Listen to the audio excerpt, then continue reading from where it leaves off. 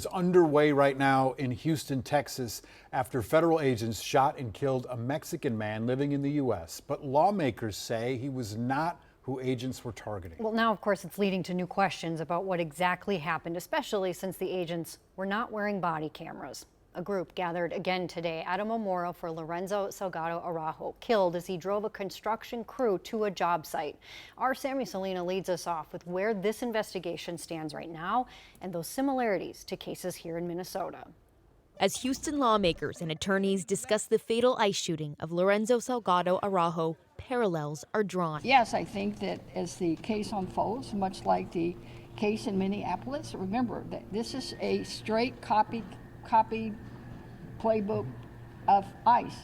They say the person weaponized the car, that they tried to run over an officer, and that the officer acted in self-defense. A statement from Homeland Security read, he rammed an ICE law enforcement vehicle, refused to follow multiple verbal commands, and weaponized his vehicle in an attempt to run over an ICE law enforcement officer, resulting in our officer firing his weapon in self-defense. A clear video of the fatal moment has yet to surface. All three of my clients reiterated that at no point was there ever an agent standing in front of the vehicle, nor was an agent ever placed in the line of danger. Attorney Hugo Balderas Ibarra represents some of the passengers in the van who witnessed the shooting. He says they are currently being detained by immigration enforcement. Right now, my office is working diligently to get these men released for the integrity of this investigation, because we know that ICE has a pattern as well of deporting immigrants before they can be heard. So the nightmare that we had in Minnesota is not over. Francisco Segovia is the executive director of COPAL, an organization aimed to improve the lives of Latin families. We hope,